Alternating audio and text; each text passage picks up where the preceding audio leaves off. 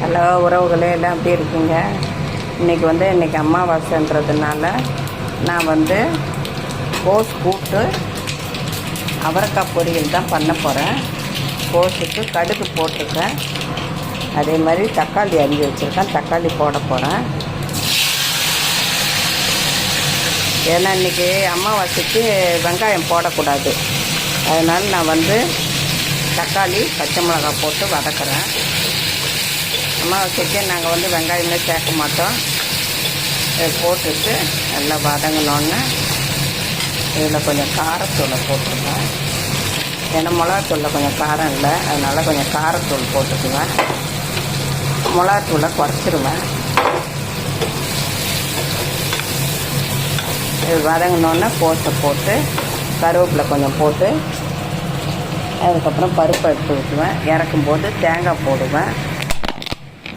இன்றைக்கி கருவேப்பிலை ஒரு டப்பாவில் எடுத்து வச்சுருக்கேன் பாருங்கள். பொரியலுக்கும் இதுக்கும் எடுத்து வச்சுக்குவேன்.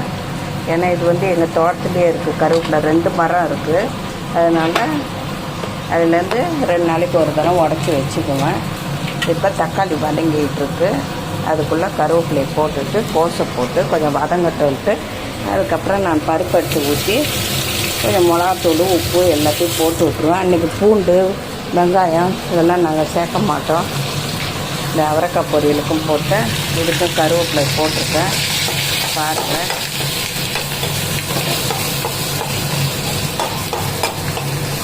தக்காளி இப்போ வர தக்காளி எல்லாம் வதங்க மாட்டேங்குது. நல்லா எண்ணெயிலே வதக்கிட்டு அதுக்கப்புறம் நான் கோஸு போடுவேன். இல்லைன்னா சீக்கிரம் வதங்காது.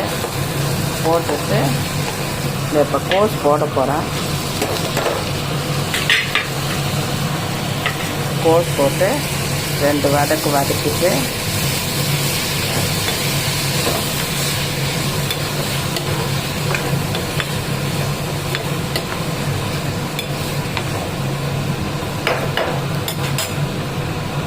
உப்பு கொஞ்சம் போட்டுருவேன்.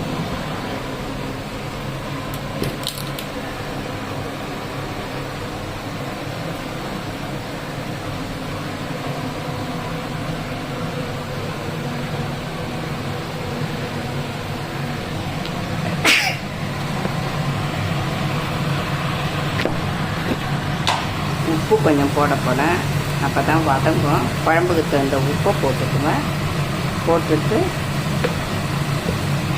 இறக்கும்போது தேங்காய் போட்டு தேங்காய் நான் திருவி வைக்க மாட்டேன். பல்லு கீறிட்டு அதை அப்படியே என்ன